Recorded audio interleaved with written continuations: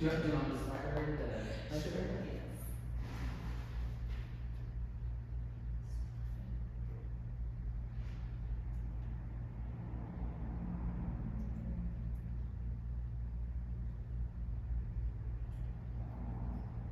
Perfect. All right. Hello, everyone, and welcome. I'm Andrea Thompson. I'm the Cultural Programs Coordinator here at the Oak Cliff Cultural Center. And the Oak Cliff Cultural Center is a division of the City of Dallas Office of Arts and Culture. So it's your taxpayer dollars at work, allowing us to offer this free programming. So thank you and welcome. And as we are here on what happens to be Marcus Garvey's birthday, wrapping up our celebration of 50 years of hip hop with the journey of a hip hop feminist, I'd like to say some thank yous. Thank you to Rafael Tamayo, the manager of the Oak Cliff Cultural Center, for his guidance and leadership and his sharing in the hip hop community that he's been a part of for years. I'd like to thank Iris Bechtel, Gallery Programs Coordinator, Melanie Rodriguez, our intern here. I'd also like to thank Carla Bartholomew, Cultural Programs Coordinator over at the South Dallas Cultural Center, and the whole South Dallas Cultural Center crew. I'd like to thank Annalise Mijares, Cultural Programs Coordinator over at the Backhouse Cultural Center and the Backhouse Cultural Center crew. I'd like to thank Gerardo Robles, the manager of the Latino Cultural Center, and that whole crew over there at the Latino Cultural Center.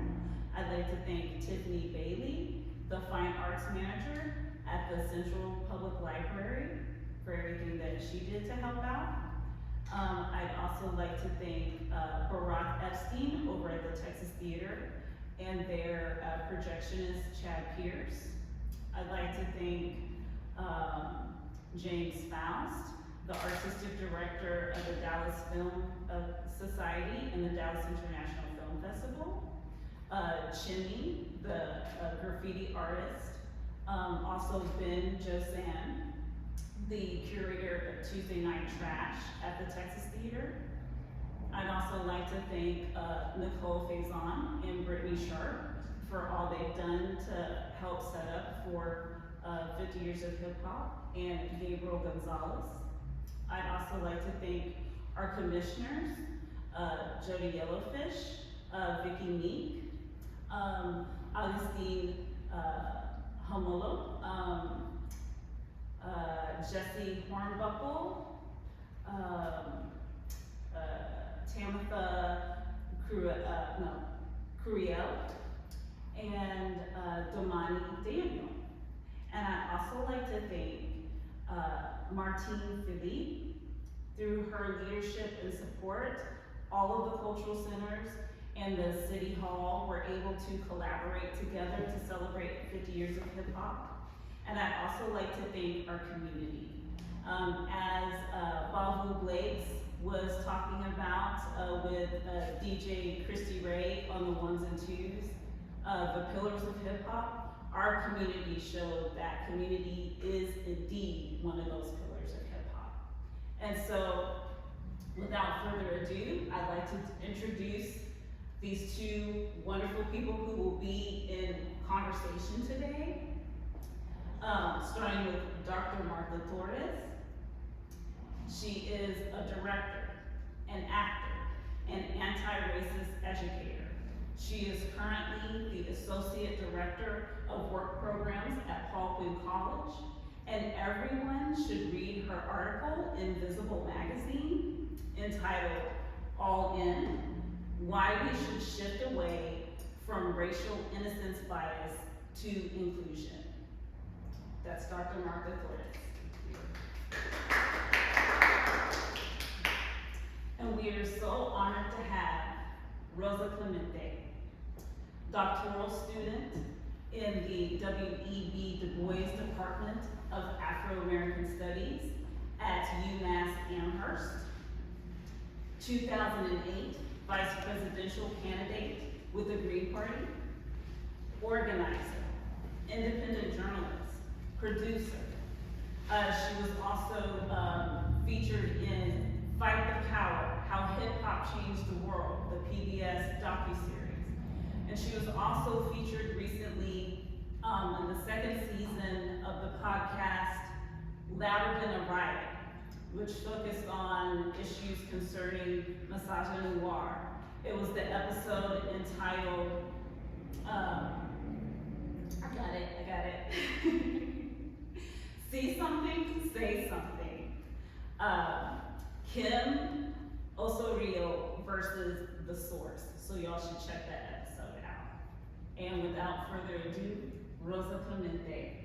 Thank you both for being here.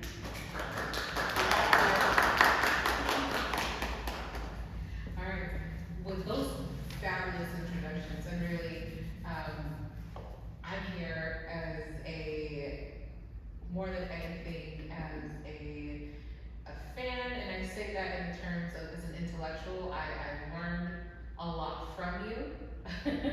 I've read your articles, and I've seen so many parallels and my journey into racial equity and racial inclusion and defining my own racial identity. Because I saw, and this will lead us to our conversation, I saw and heard you speaking in one of your recent Instagram lives that you were doing on your Instagram, talking about your journey in your defining of your racial identity, right?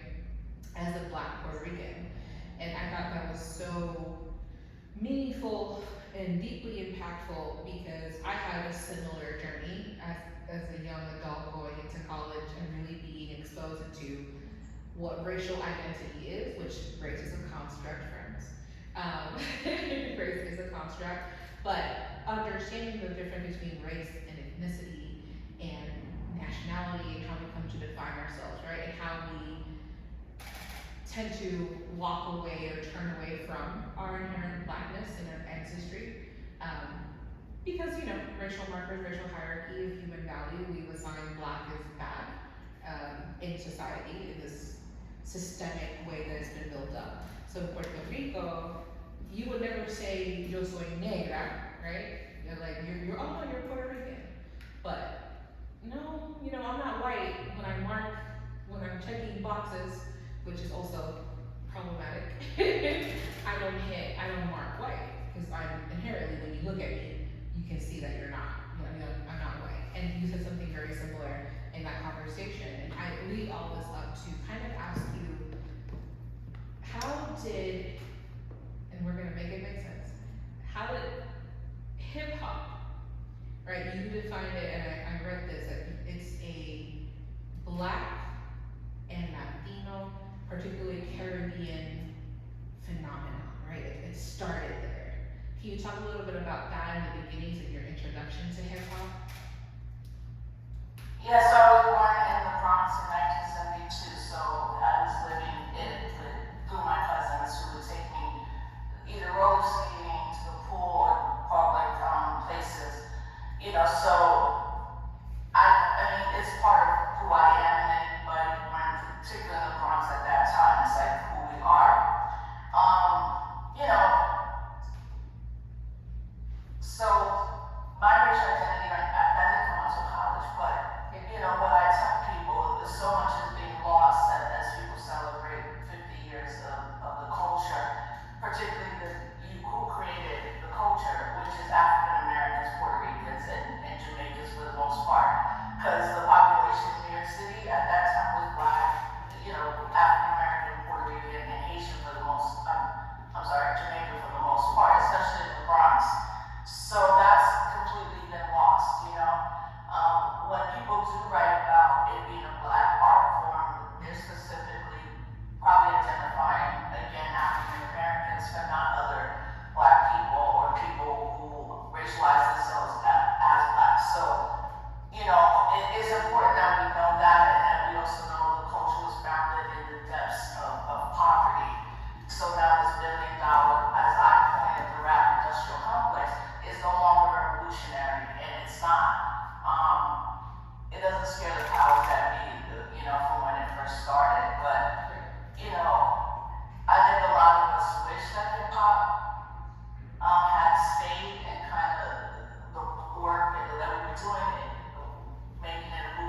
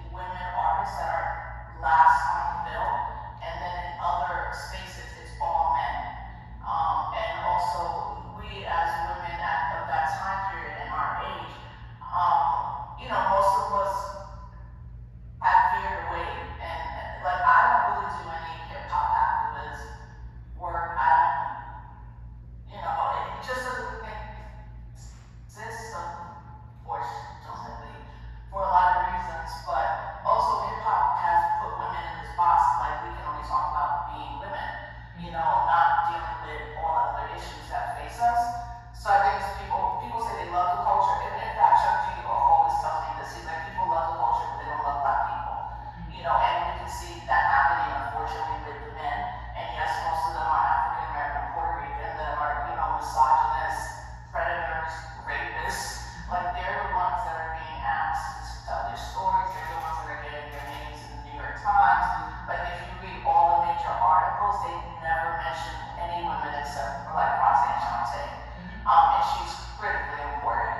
But there's so many other, like, hip hop would not be what it is without us, the women. We were the managers, we were the press people, we were writing the articles, we were linking it to mass incarceration. We even like exposed the NYPD, who had a desk and a folio of hip hop artists, and that they would come to clubs, they would arrest us, they would arrest people performing, and that was a lot of it was before social media. So I think that's like the short synopsis I can give of like hip hop as a political intervention, and where hip hop is now, particularly it's on radio through rap music, and rap music is not the only element of hip hop. Right. And kind of in that vein, talking about, right, as a hip hop feminist, right, journey of a hip hop feminist, centering women is something that's culturally, problematic. It really doesn't exist in Puerto Rico in the culture, right? The way women are centered is not, it's always a overtly sexualized, it's in the home, it's all of these things. And you see me rearing up and talking to the audience here too, just so you see people looking away, right? And without women are the carriers of culture, right? That is the true of it. The short and long of it is women are the carrier of culture. We create the spaces to continue on and take something from small, like you said, the women were the managers, the women were the ones who were writing all the articles, who were doing all the studies. Not only that, they created the styles, the clothing, everything that hip hop is centered on was pushed forward by women, right? And it's very rarely the case when we're centered in that way. And the question I think I have for you is, what would you like, as we continue to learn hip hop, right, and how it's developed and the history of it, how would you like for women to be centered in a way that is historically bringing them forward into the light, and how do you want us to continue on these celebrations going forward?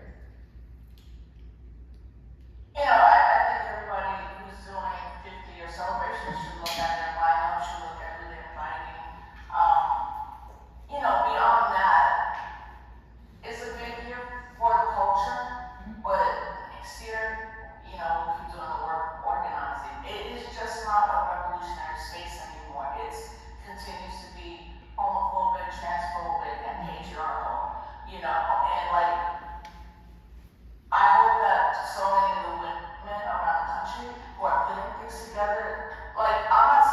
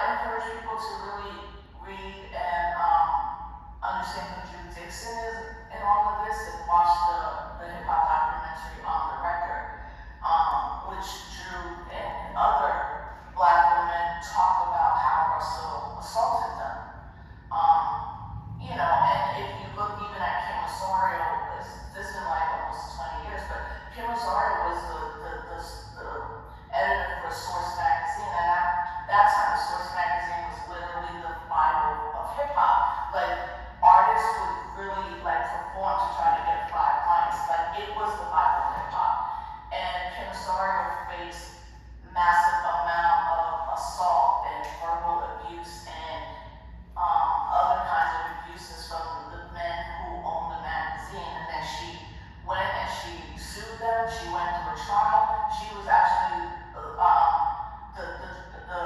the verdict also gave her damages, the largest in New York State history of a woman suing for sexual harassment. And Kim is nowhere to be found. I know where she's at, but I'm saying nobody's talking about, what she did to go up against these powerful men and try to save the source. None of that stuff exists anymore, and I think that at a certain point, women, again, we're like 40 or 50, right? And it's like, how much longer are we going to be dealing with 50-year-old men who don't seek to evolve? And also keep getting events no matter what they do. Like, there's no accountability for their behavior, so to me, the culture will never die. Like, I love hip hop, and that's why I critique it. I just don't see it as the revolutionary space that we tried to make it. Right. And leading into that, the culture and the roots of it, the revolutionary space, the terminology that's used or phrase kind of used around is culture vultures, and how it's kind of become this other thing, right? It's commercialized, it's about marketing and marketable, and versus how it actually started. I remember my introduction to hip hop was from my dad, and he loved the message from Grandmaster 5 and the Grandmaster Flash and the Furious 5, and Roxanne Shante and MC Light, and what they were talking about, we don't really have that's commercially successful today. It's very rare instances.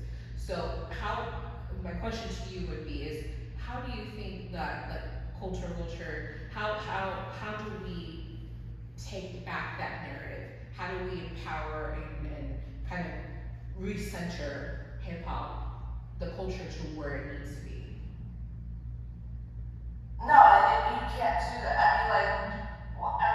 That's, I guess I'm trying to look. When we talk about culture vultures, we're talking about white people. I don't care about white people in the culture. Like, I don't even think of white people in my life at this point. Like, there's too much other things happening in the world for me to be like, But, the flip side of that is we know so many white folks that did engage in the culture and respectfully, but like, the New York Times does a series on hip hop, and the person who writes and edits these stories is a white man. Hip hop studies is in the classroom. Half of the people teaching are white people that have no understanding of black and brown life, but they, are making, and teaching on hip hop culture. Like Kevin Powell should be already endowed teaching anywhere in the country, or someone like, definitely Kevin Powell. If anything, I don't really know who he is, because Kevin, his incredible trajectory in the culture and how he did harm that he inflicted and that was inflicted on him. He was the only journalist to be able to visit Tupac when Tupac was in jail in upstate New York. But folks like that, like all of us talk all the time. It's not like we're gonna be like, no, we're not gonna do something. But we turned down a lot of things. Like, I turned down things because, again, I'm not trying to have a discussion on feminism when I've been in this game for 30 years. I was on the road with particularly Dead Prez, Rebel Diaz, and Rebel Diaz I was rolling with Dead Prez, we call it RBG camp, for over 15 years. And we're still comrades, and then what happened is they were artists too that were political already. Like, Anwar was already a political organizer, so he had more gravitas around understanding misogyny and patriarchy, But I don't put things in the past that we could redo today, because that's the problem. We try using old tactics for new things and new ways that we are living, So yeah, I think that's Yeah, no, thank you. I think I saw a question pop up and it's on the chat. Is there any way for me? I know we're gonna do Q&A in a second, but a great question did pop up in the chat and it's along the lines of what I want to ask myself. Okay, let me see if I can pull that up.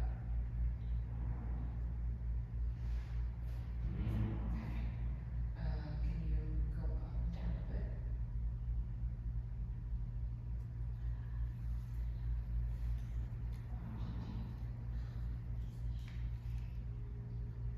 Yes, okay. You just scroll up right there. So,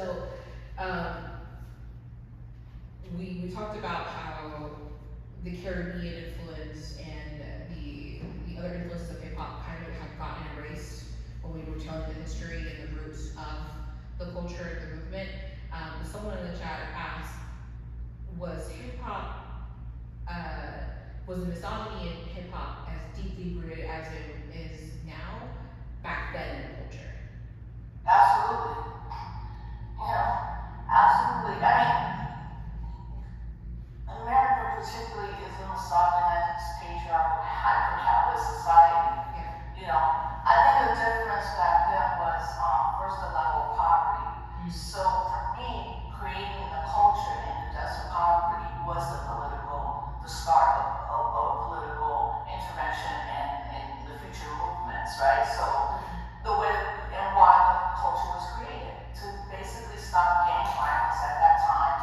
And New York City at the time was bankrupt, and the federal government did not help. You know, and that's why when you look at the Bronx back in the day, it is crumbled, and it is the Bronx was burning was real, because landlords were setting their buildings on fire to get the insurance money. So, and again, because the New York City alone was bankrupt, you know, you look at all of these images, like, that's how the culture was created, to stop the violence that was going on, but also, like, how can we be self-determining and telling our stories? Like, if you're a breaker with hip-hop, all you need is a cardboard. If you're an MC, all you need is a mic. Like, that's now's the song, one mic. That's literally all you need to be in the culture, right? Like, in that way.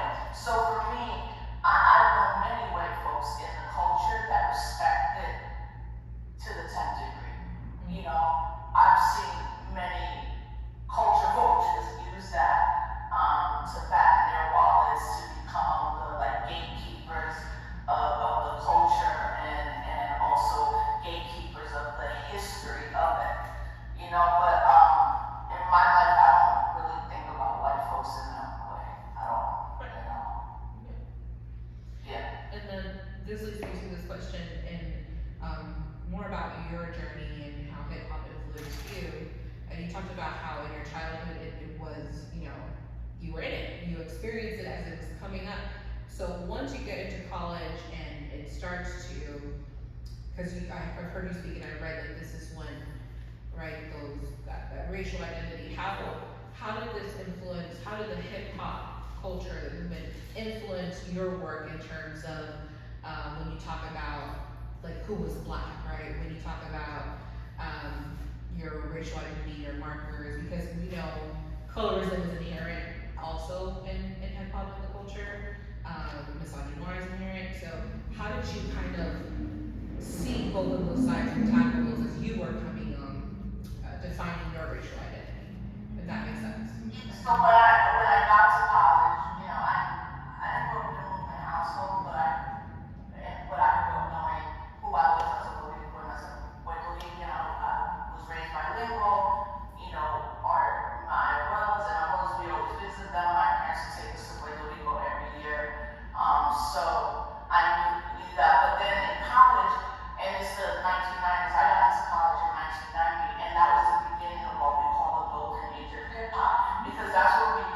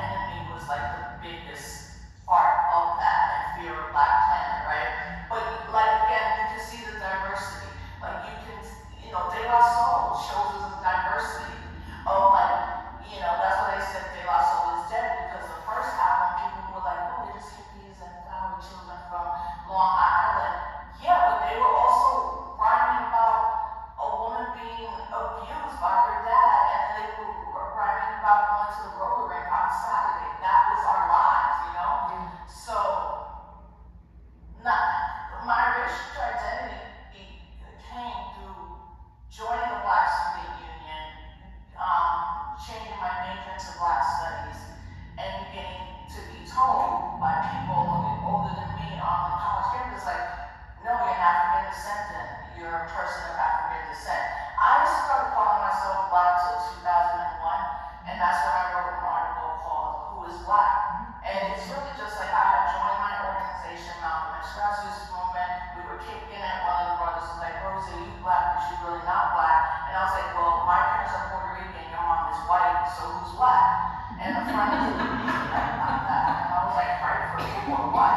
Because again, this is 2001, 22 years ago. Like, the internet had just started. We were still using faxes and like dot matrix printers.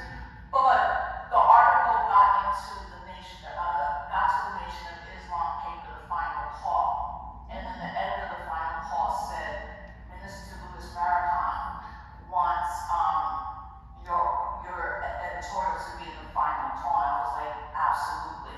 Because I was becoming politicized with my organization.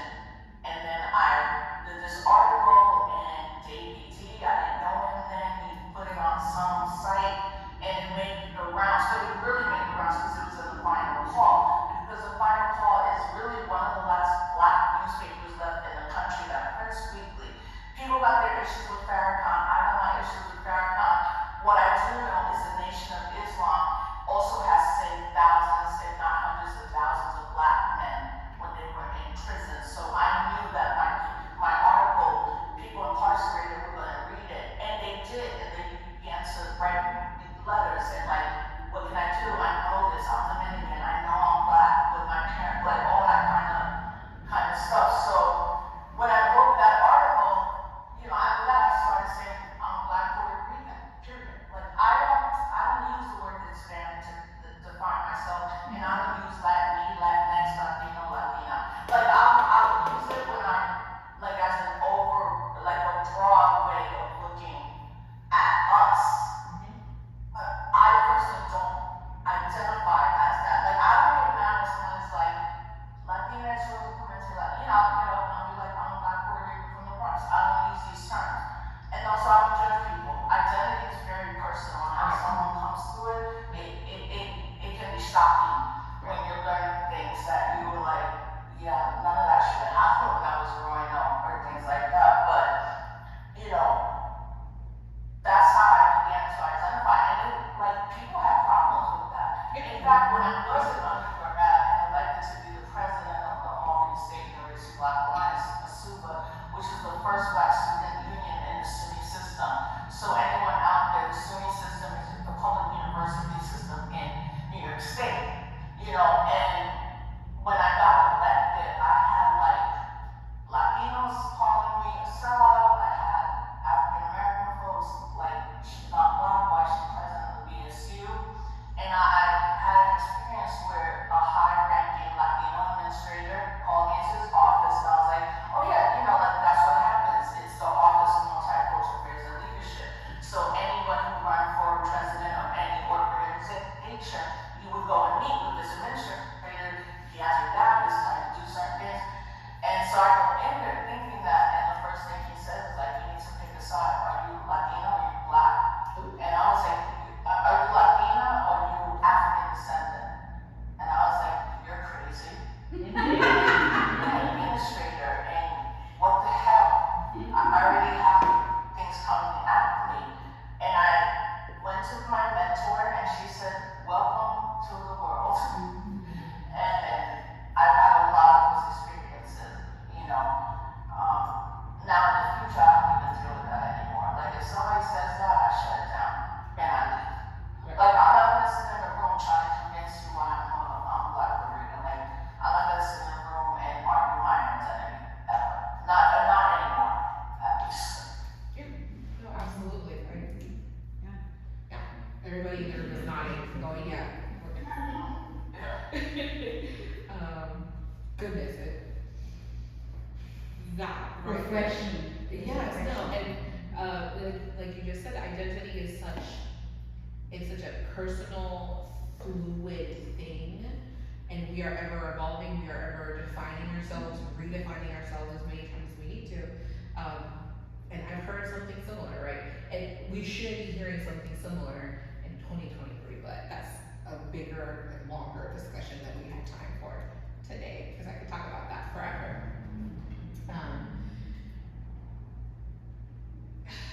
I'm gonna ask y'all here in the audience, does anyone have something that's resonating or that you would want to ask Rosa? I know we're a little bit of our Q&A, but I think this is such a great moment to gauge where you are at, because so many truths have been spoken right now, and heard, and my mind is a little blown. So does anyone have anything that's resonating or want to ask Rosa about? The dissecting of utilizing the word Afro in everything as a prefix in order for people to feel accepted or acknowledged. I can hear, but it's a little muffled, so you have to I'll repeat it to you. No worries, I got you. So the prefix of using Afro to define. If it's a form of dance, if it's a person's identity, if it's just another bubble that the government creates to separate us even more.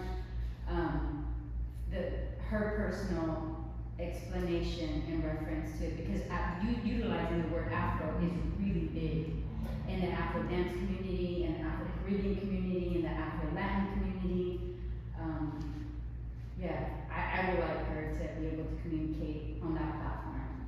Okay, so how the utilization of Afro is being kind of used in all these spaces to frame Blackness and to frame that ancestry. Do you want to hear her thoughts on that? So one of our audience members is asking, what are your thoughts on using the moniker like the Afro in front of Afro dance and Afro Latinidad and like using Afro and that term to kind of come back to Blackness? What are your thoughts on that?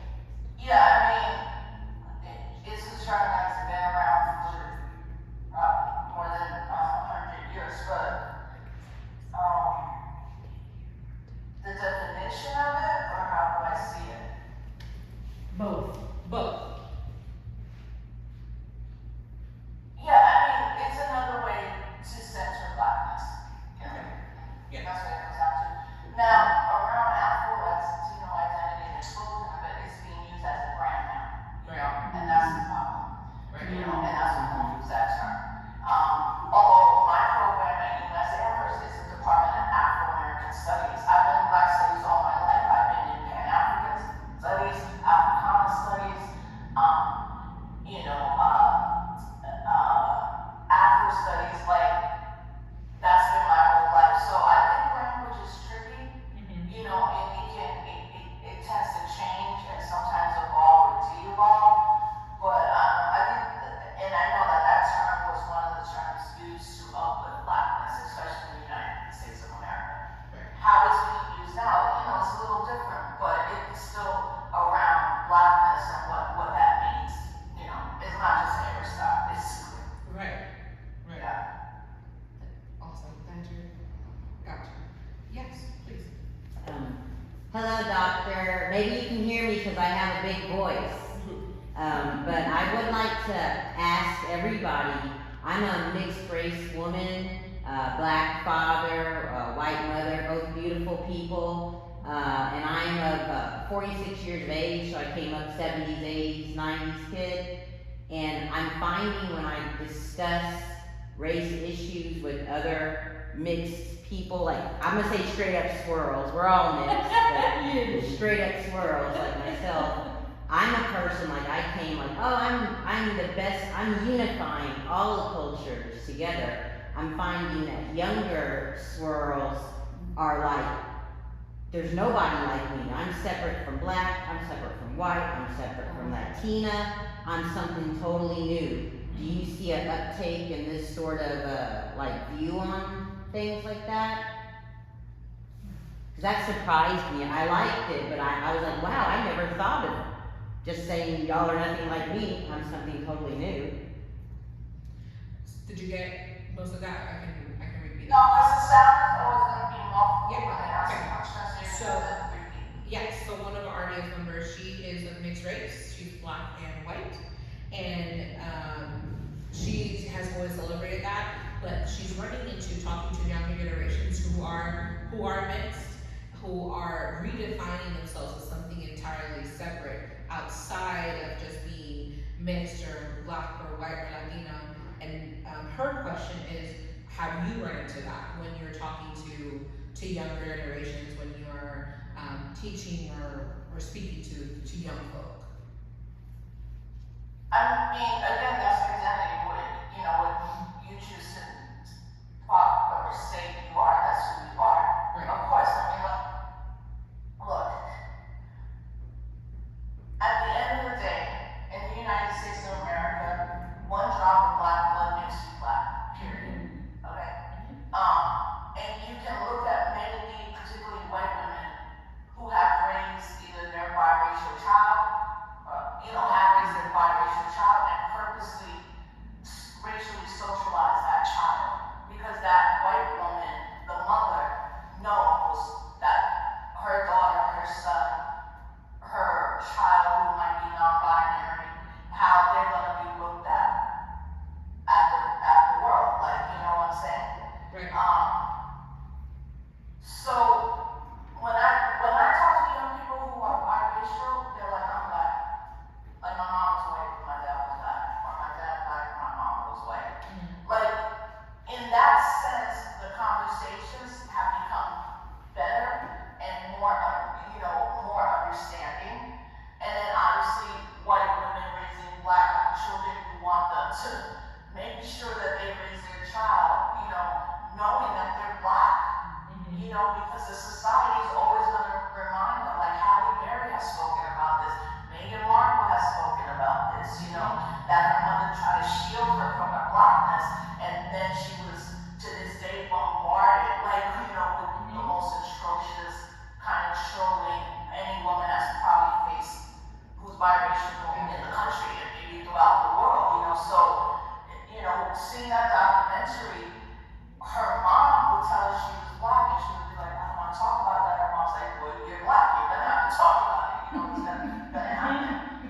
But I've also seen where children are confused, and the thing is, a lot of us as parents, at least the previous generation, wanted to shield us from that. But there's no shielding in the United States when it comes to a black person, because the state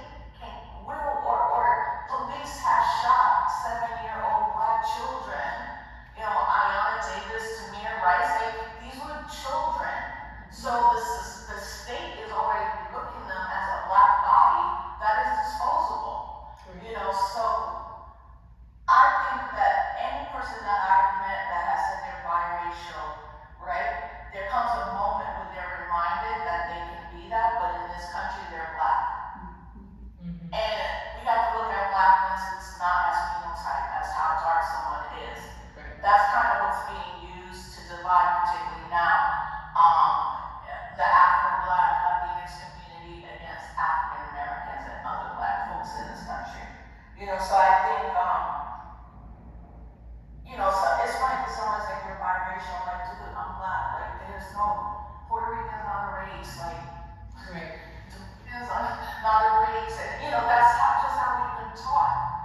But it's interesting now because we're seeing the banning of black studies, we're seeing the ban on, books and all this that can talk about this stuff being banned, starting with Florida.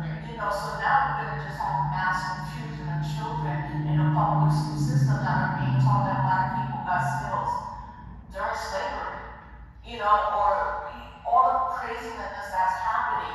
I think this is a moment where we have to affirm that we are black, and then we have to have solidarity with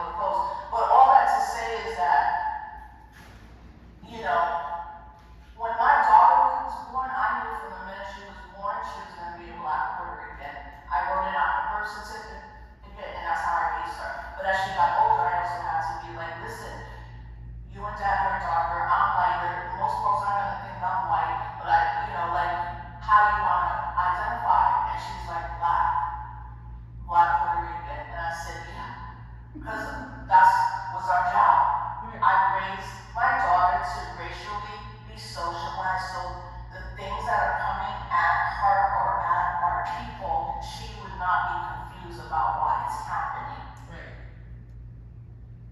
Gotcha. That is so powerful, and something that I would have benefited from, because in my house, it was never black, white. It's you're Puerto Rican, Mexican, you're Puerto Rican, Mexican, don't call yourself black. Just because, again, it's that we want to keep you safe mentality, right? We want to keep you safe, and if you identify as black, you are no longer safe. Right. And those are conversations I had with my mom and my dad in 2020 and 2021, and they were long and hard and difficult, but my parents, thankfully, are very open to talking and learning and educating and all this good stuff, so we've gotten to a better place there.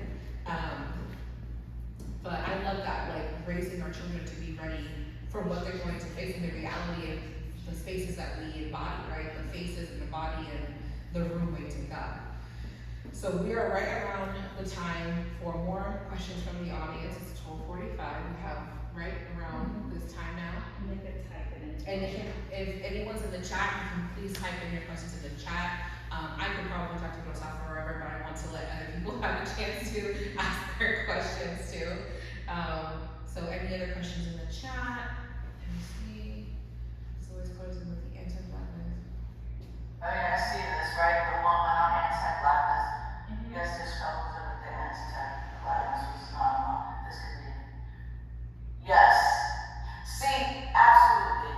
And that's the difference. When we talk about anti-blackness narratives, we have to remember there is colorism, you know.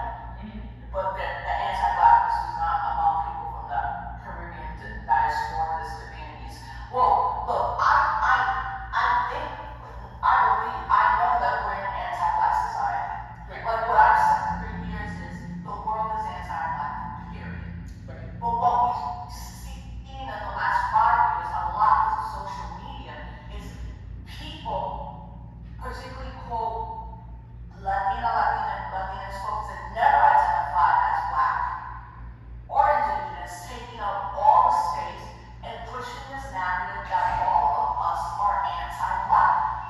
And it's like, when you say that, and now you're saying all quote Latin, Hispanic, all 70 million of us are anti-black, who does that benefit? First, it's historically incorrect, and it benefits white supremacy, right? So, look, black African Americans are anti-black, can be anti-black, Puerto Ricans can be anti-black, Dominicans can be anti-black, Muslims can be anti-black, because we're taught that. Right. And the thing we need to do is, when we talk about this, we have to understand that as our lands were colonized and our countries, so were our minds. And we're going through a process and a younger generation of decolonializing themselves, right?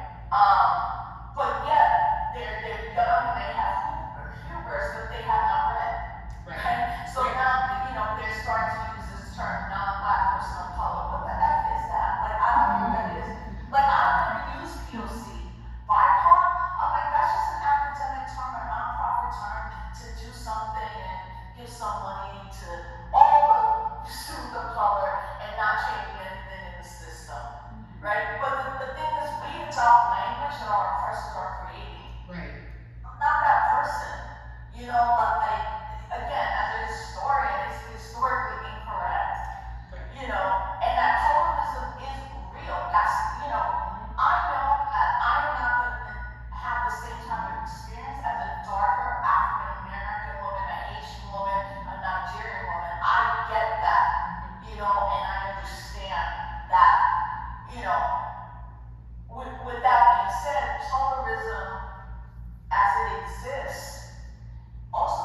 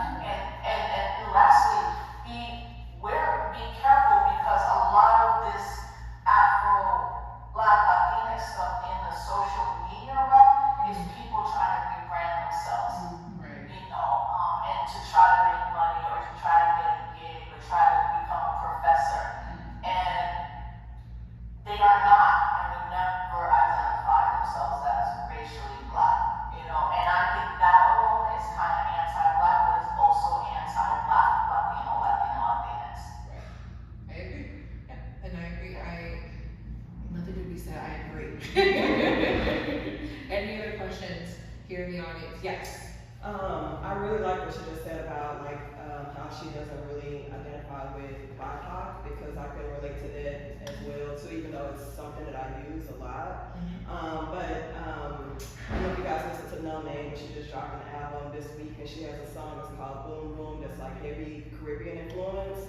And she has a line where she says, I think she says, murder the BIPOC, I've been black, F what you thought. You know? Yeah. So I love this conversation that we're having. But one thing that I see a lot that comes up is about the use of the N-word within hip hop, specifically between Afro-Latinos. Like, you can see the history of, like, growing up, watching Spike Lee joints, and I feel like he did a good job of, like, I always saw Rosie Perez as a black woman. To me, I thought she was. I knew she was Puerto Rican, I knew she was Latina, but I just saw blackness. That's what I saw, you know. But then we also saw the time when J-Lo came out, you know, with Ja Rule, and she was like, I'm 100%, you know, Boricua, which I was like, I understand what she's doing, but that's not really a race. But she used the N-word, you know. But then now we got today's conversation of Cardi B, you know, who's Dominican and Haitian, and she used it a lot, and people talk about that a lot as well, too, even though I see her as a black woman, even though I know she is Latina. So I'm just curious about your thoughts on that, and then also her thoughts on that as well too. So your thoughts around using the N-word as a black identifying, like a Yes. black Puerto Rican or black identifying person? Or yes. Is that a good recap? Yeah. Okay. So one of our audience members, Jess, who has a wonderful nonprofit, Song Strings, musician, logo, I love. She's asking about the use of the N-word when it comes from black identifying people who are not explicitly African American or have the experience of the history, the context of the word here, and what our thoughts are around the usage of the word, because there's been a lot of kind of conversations and topic about that word being used by people who are not African American. Yes. With the history tied behind it. Yeah, I don't use it and I don't tolerate it, period. I don't care who it's coming from, Same. period. I will speak to this, like, because when people ask this, sometimes, it's a reference back to J-Lo and the song she did with, John.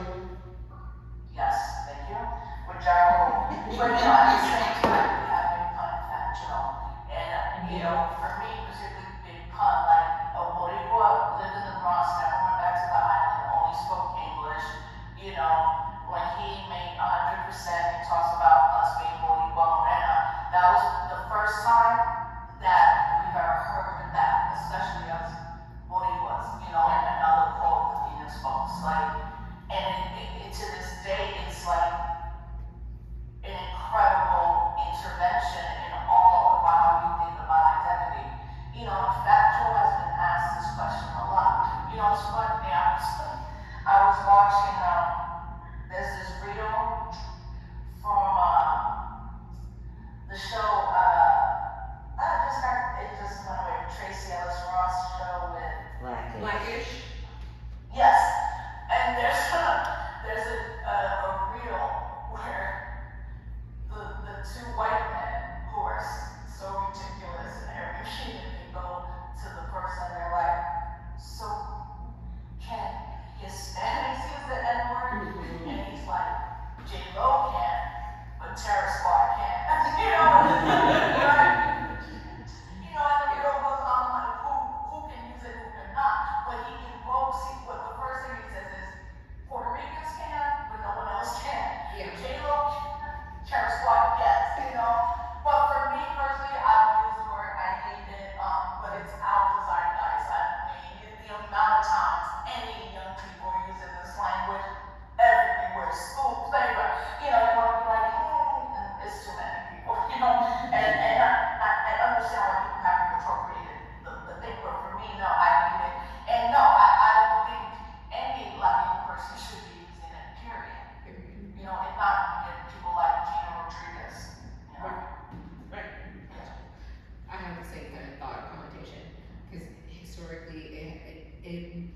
weaponized towards me. So it's not a term that I really use either because Yeah, it wasn't a weapon used against me, right? So I have no. that's it, or weaponized, Yeah. yes. Yeah. So Yeah, I have exactly. no right to use it. It doesn't belong. It wasn't weaponized against Yeah, me. I agree, 100%. Any other questions? That's a great one. Thank you. I think we have about 5 minutes left. So if anyone has any other questions, thoughts. Does she have a favorite MC? Like I grew up Yeah. on MC Light, Yes. you know, and Queen Latifah and Salt and Pepper, and these women were my first, you know. Yeah. And I would like to know who she sees now that's current, has those type of women speaking Okay. for ourselves in a positive way and uplifting us. 2-part question. First question is, do you have who's your favorite MC? And then the second part of the question is, who is someone current that you would think is doing a good job of putting the culture forward? Well, Rakim, period. Rakim the God, Nation of Gods, the dopest MC ever. And also I would add to that, Mumu Fresh. Probably, I think she's the illest female MC, and she's been in the game for a minute. But like, you know, Medusa, Rhapsody, Bahamadia, you know, these are Jean Grey, like these are giants, and no one, they're not included in nothing, you know. But Rakim, you know, like it's Rakim. That's all I'm saying. Yeah. And the second part was Anyone? who I think now in the game is bringing some, yeah. Rhapsody. Like her last album was fire. And was like, insane, yeah. she also kind of not like, you know, she's fire. I'm a Joey Badass fan, like, period. Like, I'm a fangirl because every album, I mean, Lupe and the work he's done, but Lupe has been X'd out the game because of his politics against Obama. You know, it's interesting why, it's been kind of siloed. You know, I've been listening because my daughter asked me, she's like, you need to listen to Boogie with a Hoodie. You know, so.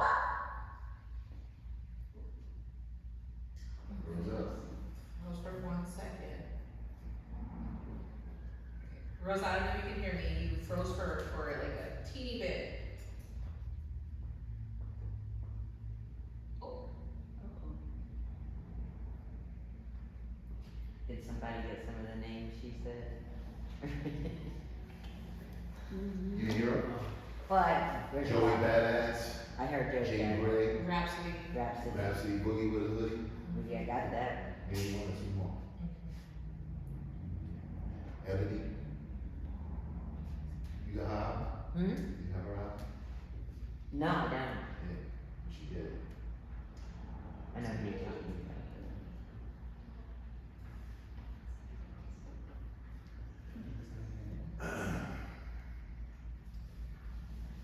Oh, it's under text. Our internet has been spotty lately.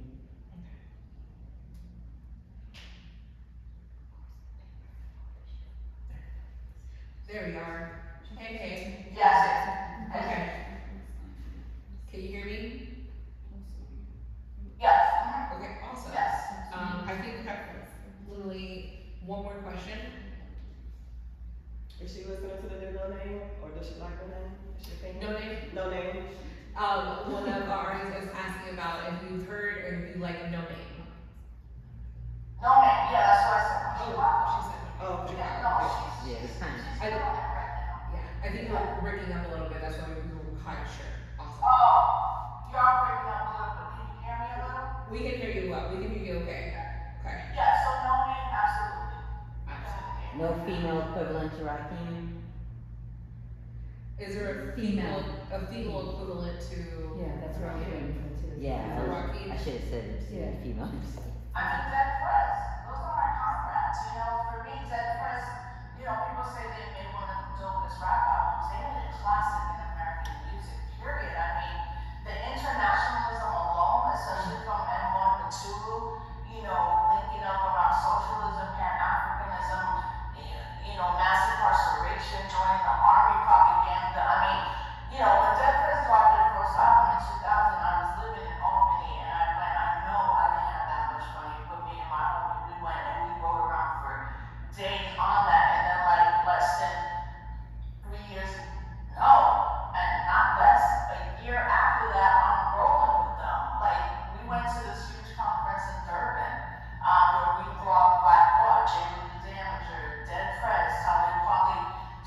particularly like Dead Prez and Talib are my comrades, especially me and Talib. Our experiences in Ferguson and beyond that, but you know, to me, Quali is probably the illest MC, period. Yeah, I agree. Period. You know, and also because I give him so much love because he's also an activist. He comes out of that, you know, he knows when he needs to support, he knows when we need to do something. But again, the Dead Prez, Let's Get Free, you know, and then a year later I'm on the road with them, sitting in a studio, seeing them create music, and their internationalism, especially on Puerto Rico and understanding Puerto Rico as a colony, understanding Cuba, and also always uplifting political prisoners and prisoners of war to this day. You know, I'm gonna be biased to say that the greatest rap group of all time. I love the Roots, for sure, and Black Thought, but I would say Dead Prez for me. Okay. And I think we are at time. Rosa, mil gracias por tu tiempo hoy. Te agradezco en español. Thank you so much for your time here today with us, for sharing your wisdom, for sharing your experiences, for sharing history, for teaching every single person in this room something today. I know I'm taking so much, and I can talk to you probably and listen to you forever. But we have to wrap up. This is our time today. Again, thank you so much, everyone here. Thank you so much. A little applause for y'all.